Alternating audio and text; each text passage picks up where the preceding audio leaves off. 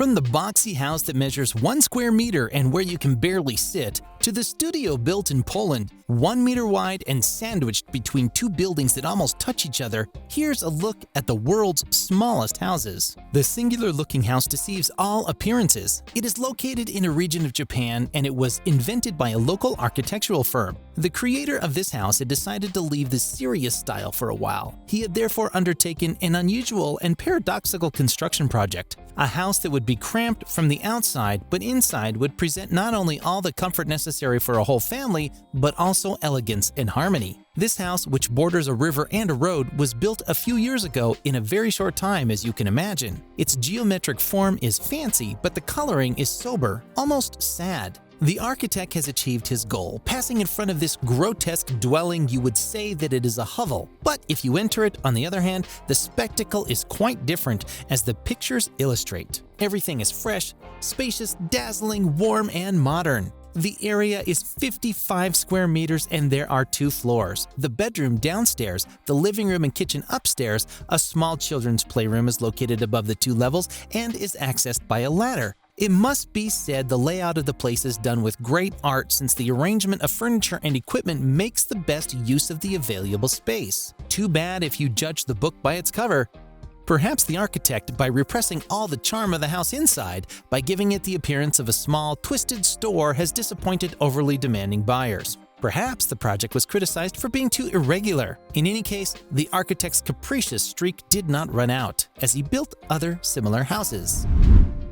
This is a small ambulatory house created by artist Jeff Smith. This man already had a penchant for the minimalist style. He liked simplicity, what is sober and succinct. But one day he decided to materialize this taste in a striking way. He built a kind of rolling cabin in apple green color, composed of 3 portholes on the outside and a planter in front. This dwelling has a surface of hardly more than 2 square meters and contains the bare minimum. That is a shower, a sink, a gas stove, a bunk, and a waste disposal system. Jeff Smith is content with this meager equipment, which he is very happy with. The great advantage of this house is that he can travel anywhere and move into the wilderness whenever he wants. For some time now, this mobile home has been available for rent for the price of $55 per night. Of course, claustrophobics will not be in a hurry to stay in this happy coffin. And even for the average person, it would not be very convenient to be there. One would quickly feel uncomfortable. It would be a bit like sleeping in your car, and no one likes to do that. Still, this nomadic house is a charming fabrication by Jeff Smith.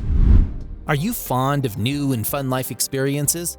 Then you would certainly be surprised and delighted by this unique little house built by a Polish artist. It is located in Warsaw. It is so small that the Polish state forbids people to live there permanently. On the other hand, you can stay there for a few days. This is what some artists do when they are in the area. The creator of this house, it is said, was inspired by an Israeli writer known for his very short stories. Like the Order of the Phoenix headquarters in Harry Potter, this house is invisible from the outside. It is precisely located in the gap between 2 almost contiguous buildings. It is in this gap that the tightest, most gaunt house in the world is nestled. Would you like to take a look inside? It's small, but charming and well lit. The light penetrates through the plastic roof and spreads everywhere. You are won over.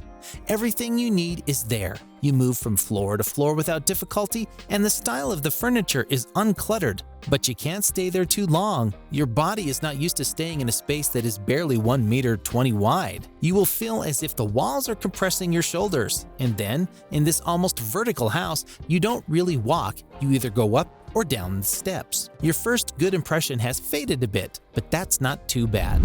You still think that the Polish artist has done very well, exploiting the void between 2 buildings which would never have been used for anything. Let's reduce the measure even more. In Berlin, Germany, the architect Bo Lee Menzel is not an architect like the others. He is deeply idealistic and he practices his profession as a philosopher. He questions the essence of architecture and the meaning of words like home, house, interior living space, and asks himself what human beings really need in terms of housing. To give form to his reflections and to communicate his philosophical curiosity, he did not write a book, but he built a house of 1 square meter. It is the smallest house in the world. But to say that it is a house is a misnomer, because it is, strictly speaking, a box with a window and a door. You can sit in it, but to sleep, you have to tilt this transparent box on its side on the floor. The aim of the architect is, of course, to provoke a debate on the conception of a large or small house. And in this respect, he is having the desired effect. He has become well known. He runs workshops where he advises beginners on how to build houses like these for 300 euros. However, he has also been criticized. For some, the architect is a joker, a lunatic, and his philosophical creations are absurd nonsense. But Bo Lee Mensel's reputation is not tarnished. A company based on Vancouver Island, a province in Western Canada, has specialized in original creations, cubic houses just under 4 meters long and wide. The architects who designed these small prefabricated houses are humanists and environmentalists. They proposed these cubic houses built in the middle of nature in order to encourage people to live simply. By doing so, these people would save money and respect the environment. In these cabins, one can live relatively at ease and not lack anything. One can live there and arrange the rooms necessary to the daily life. The interior is rustic, rudimentary, and invites the rest. It is more or less like a camper van, minus the locomotion. However, the idea is not so successful. Few inhabitants really want to adopt this way of life, to give up everything, to come and live in these little forest houses.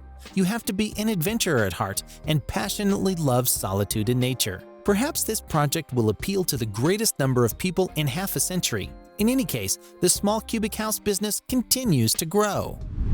Elizabeth Turnbull is a young American college student. Unlike her peers who prefer university housing, Elizabeth wanted to build her own house, close to school, in the New England region of the United States. She had no lack of will or imagination. Elizabeth set to work and made rapid progress.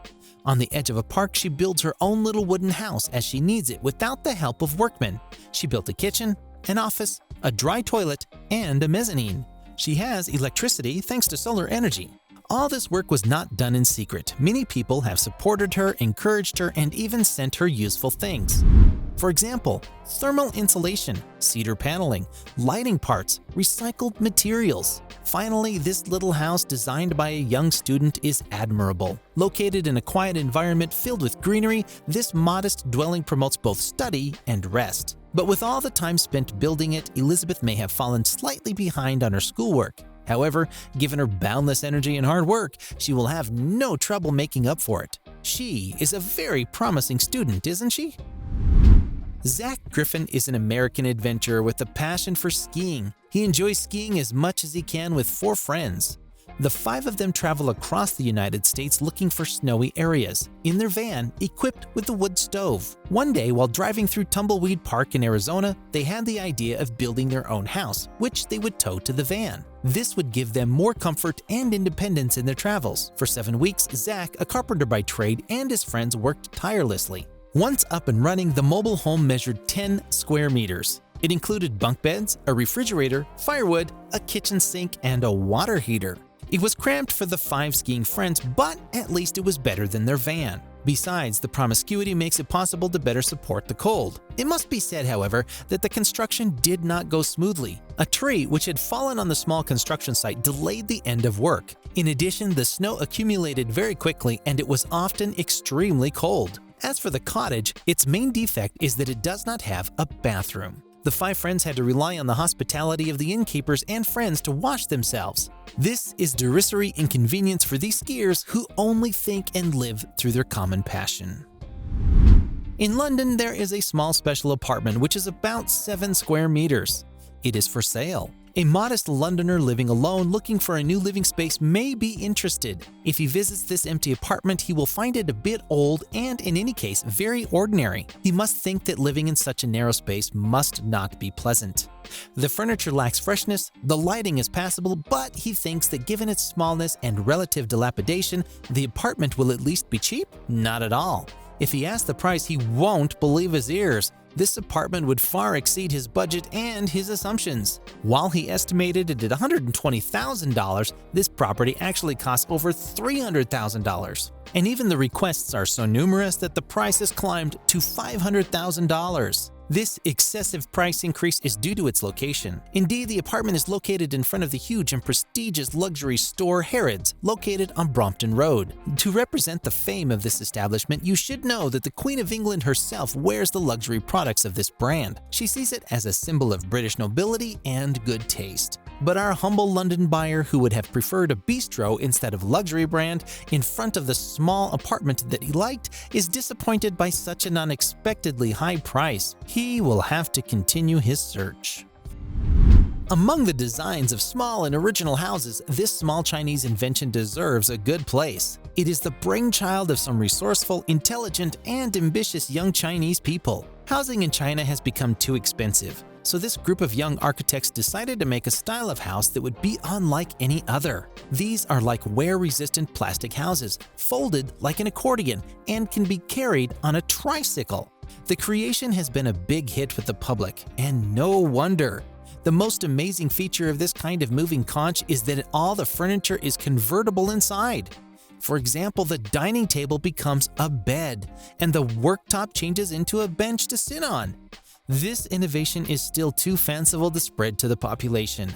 But for these young Chinese architects, this is no reason to be discouraged. So ends our video where you could see some glimpses of very small houses, but original, pleasant, and where you can stay a few times without displeasure. We hope you enjoyed the video. Don't forget, as always, to tell us your opinion in the comment section. In which of these little houses would you like to live, even for a few days? And why? Did you like this video? Then don't forget to put a like, to subscribe to the channel, and to activate the bell, so you won't miss any of our next publications.